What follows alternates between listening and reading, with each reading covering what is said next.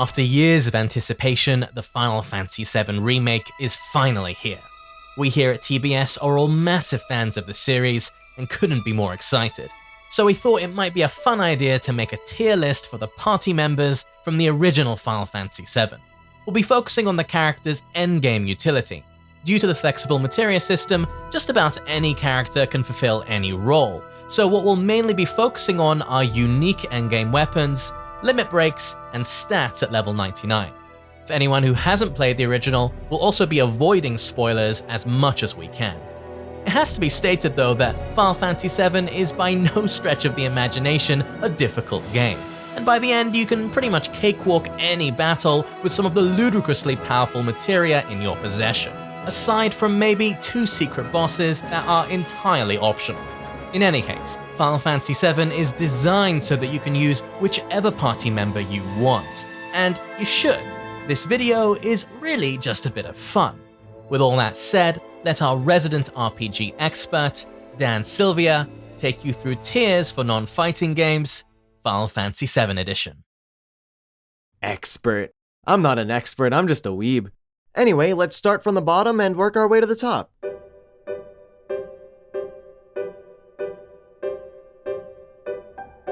Starting at the very bottom, we have Cait Sith. Cait Sith has pretty good luck, spirit, and magic. Unfortunately, that's where his good points end. The rest of Cait Sith's stats are middling at best and just straight up bad at worst. He'd normally fall into a mage category, but while his magic stat is good, his MP is kind of middling, meaning that if you were to make him a mage, you're gonna run out of MP more frequently than if you used someone else. HP Shout, his ultimate weapon, is pretty solid. It gives a good boost to his magic, but in comparison to most other ultimate weapons, and even some characters' stronger regular weapons, it's not particularly impressive. In terms of limit breaks, he's by far the worst. He has 2 limit breaks, and both of them are completely luck dependent.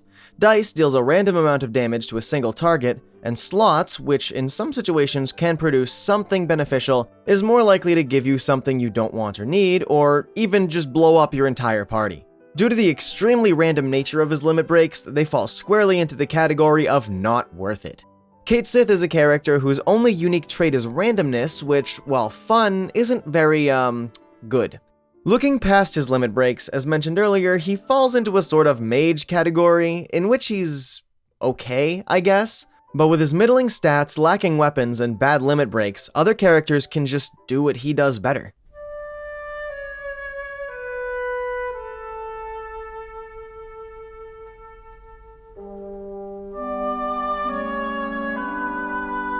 Up next is, Okay, so here's the thing with Aerith. Her stats are great.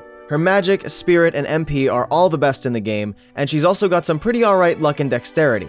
Her only really bad stats are her HP, vitality, and strength, but she's a mage, that just kinda comes with the territory. Her ultimate weapon, Princess Guard, doesn't really do much, but it's also not particularly bad. Not to mention, her limit breaks, while all support focused, can really help out the party, particularly Fury Brand, which fills up the rest of the party's limit break gauge, Pulse of Life, which fully heals the party's HP, MP, and any status ailments, and Great Gospel, which does the same as Pulse of Life, except instead of healing ailments, it makes the entire party invincible. Overall, she brings a lot to the table and is a super valuable member of any party. So why is she so low then, you ask? Well, you should probably know this spoiler by now, but I guess I'll be nice to like the one person who may have somehow gone over 20 years without either playing or being spoiled on this. So let's just say she'll be locked out of your party for a large chunk of the game, and all the work you put into her just isn't worth it. Instant bottom tier.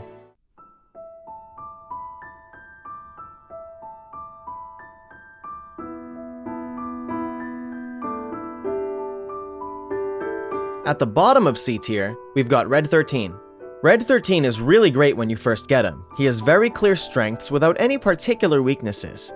He has the highest dexterity in the game, which in combination with his solid strength and magic give him pretty high DPS. This does make him very versatile, but as the game progresses, he sort of plateaus and it becomes harder for him to keep up with the rest of the party.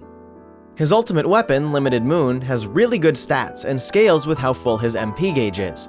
Now, depending on if you have Red 13 specialize in magic, this could be a problem, but if you're pushing him into being a more physical attacker, you can't go wrong with it. And if you are going for a more magic-oriented build, he has a better weapon for that anyway, the spring gun clip. His limit breaks are mostly okay, with a few standout ones in Howling Moon and Cosmo Memory. Howling Moon casts haste and berserk on him, and considering he's already the fastest character in the game, increasing that speed and strength makes his damage output ridiculous.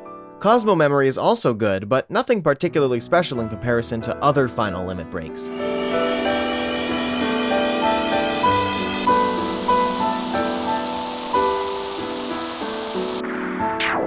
Red 13 is a solid character with no real flaws, but gets outclassed later in the game as everyone progresses. However, he's still far from a poor choice and can put in work all the same.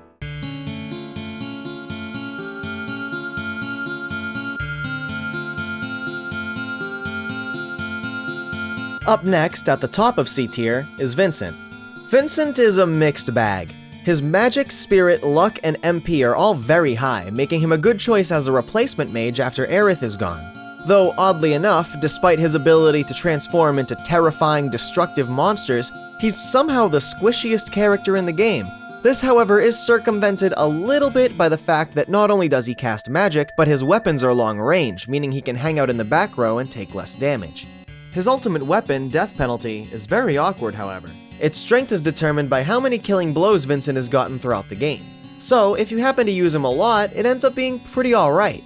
But due to Vincent's low strength stat, it requires quite the investment to get your mileage out of. That said, since he's best suited as a mage, using Outsider instead of Death Penalty increases his magic damage much more, making it a more optimal choice. The big thing really holding Vincent back from being higher is the fact that his limit breaks are awful.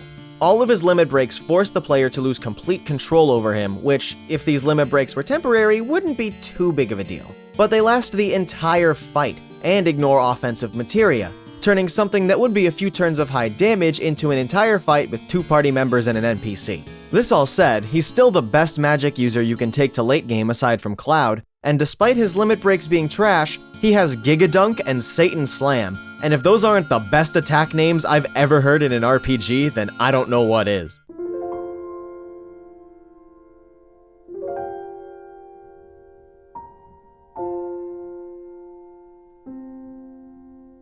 Now on to B tier, where there's only one character, and that's Tifa. Tifa can deal massive amounts of damage, but her survivability is lacking. It's not necessarily bad, but could be a lot better. Her strength is among the best in the game, as well as her dexterity and her luck, with below average HP and average vitality and spirit. Tifa is one of the characters that actually benefits from not using her ultimate weapon, much like Vincent. Premium Heart is awkward, as its power increases with how full Tifa's limit break gauge is. This makes it a real pain in the ass to use, since the weapon gets weaker after using her limit break. However, Tifa has access to another weapon, God's Hand. God's Hand is one of the few weapons in the game that can't miss, and out of all the weapons that can't miss, it has the highest damage. Paired with Tifa's high strength, this makes her the perfect candidate for abusing Deathblow materia. When you put Deathblow materia on a weapon that can't miss, it bypasses the drawback of low accuracy and guarantees critical hits every time. This setup causes Tifa's damage to skyrocket, giving her some of the highest damage output in the game. As for her limit breaks, well, they're certainly unique. Tifa combos her limit breaks into each other, which can result in her hitting everything on the field for pretty good damage.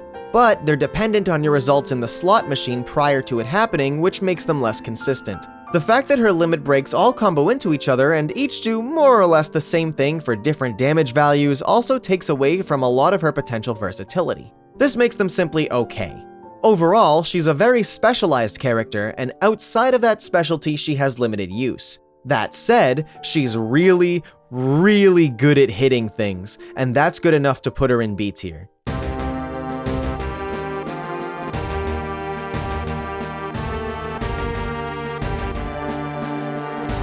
At the bottom of A tier, we have Cid. Cid is a bulky physical attacker. With some of the highest vitality in the game and good HP, he can brush off a lot of damage, and on top of that, he's got pretty good damage himself. But his stats aren't the main reason you're picking him. Cid's biggest appeal is by far his limit breaks. High Wind is easily the second best limit break in the game, only behind Omni Slash, hitting the enemy an incredible 18 times and causing absolutely massive amounts of damage. I also want to call out another limit break of his that puts in a lot of work, Dragon Dive. Dragon Dive hits enemies randomly, but has an almost 30% chance to cause instant death. This means that by using Dragon Dive, due to the likelihood of it either hitting most if not all enemies, it's gonna kill something, if not from the damage, then from the instant death. As for weapons, Cid has two worth talking about, Venus Gospel and Scimitar. Venus Gospel is his ultimate weapon, and it turns something that's otherwise not very useful into a big strength. Its damage scales with how full Cid's MP is. And you know how often Cid is gonna be casting spells? Almost never. This means that Venus Gospel is almost always going to be at max power. His other weapon, Scimitar, is amazing for a totally different reason. Scimitar is one of the 2 weapons in Final Fantasy VII that has triple materia growth, the other being Apocalypse. This makes Cid a necessity for leveling up materia and makes him a constantly useful party member.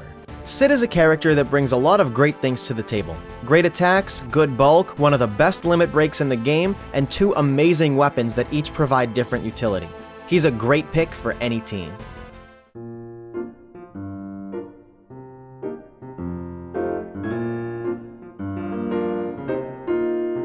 Up next, in the middle of A tier, is Yuffie. Yuffie is a utility and support character with extremely high dexterity and luck. Most of her other stats are fairly middling and her health is pretty low, but there are ways to circumvent that. Her weapons count as long range, and she's decent at using magic, which lets her hang out in the back row to take reduced damage. She also has access to a healing limit break with Clear Tranquil, which heals the whole party for half health. Speaking of, her limit breaks are what give her a lot of her utility. On top of Clear Tranquil, she also has Gauntlet, which is useful for getting past bulkier enemies due to it ignoring defense and forcing critical hits. And Doom of the Living does a ton of damage and is actually a better limit break than her final one, All Creation.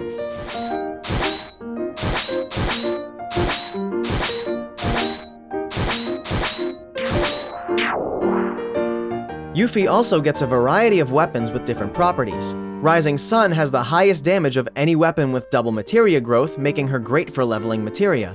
And Conformer, her ultimate weapon, ignores the drawbacks of morph materia, and its power scales with the enemy's level, which not only makes her damage high, but also makes her amazing for grinding items from enemies. The utility of her kit, combined with the fact that her stats don't really push her in any one particular direction, means you can tailor her to the needs of your party and easily have her put in a ton of work.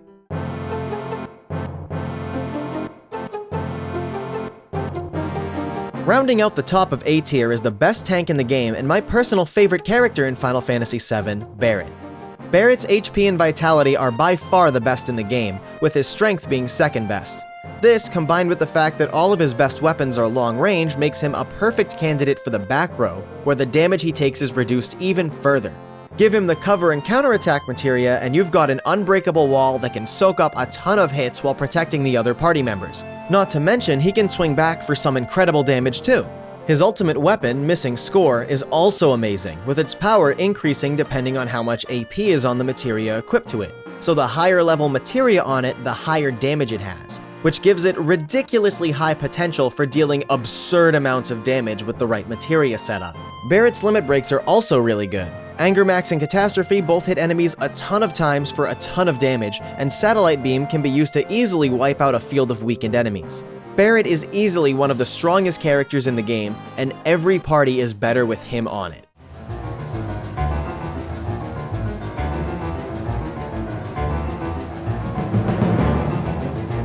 And of course, by process of elimination, you all know who's S tier. Yep, it's Cloud. Being the main character, Cloud will always be in your party, but that's perfectly fine because he's easily the best character in the game. He has amazing bulk, the highest strength in the game, great magic stats, good dexterity. The worst thing I can say about his stats is that his luck is like, okay. He's got incredible weapons, with the Ultima weapon, his ultimate weapon, having the highest stats out of any ultimate weapon in the game, and whose power scales with how high Cloud's HP is. Due to his great bulk, it's really easy to keep his HP and therefore his damage stupidly high. He's also got Apocalypse, which is, alongside Scimitar, the only weapon in the game with triple materia growth, meaning Cloud is also insanely useful for leveling materia. His limit breaks add even more versatility to his kit. Blade Beam keeps its relevance even into late game due to its great crowd control. Clim Hazard is great if you really need to single out a specific target, and of course there's Omni Slash, which is bar none the best limit break in the game due to it basically blowing up anything it touches.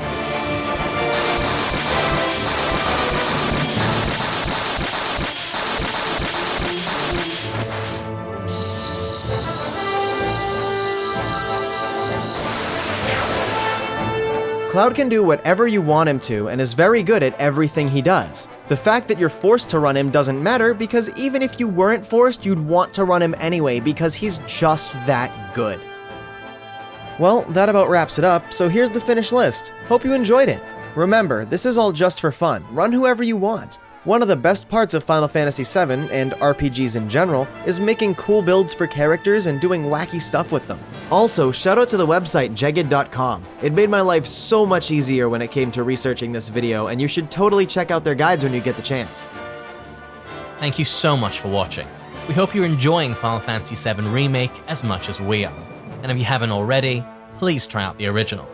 Even 23 years later, it is still a masterpiece. If you enjoyed this video, please consider supporting us on Patreon. For just $1 a month, you can gain access to a pre-release folder where you can watch upcoming videos while we're still working on them. Thanks again for watching, take care, and have a good day.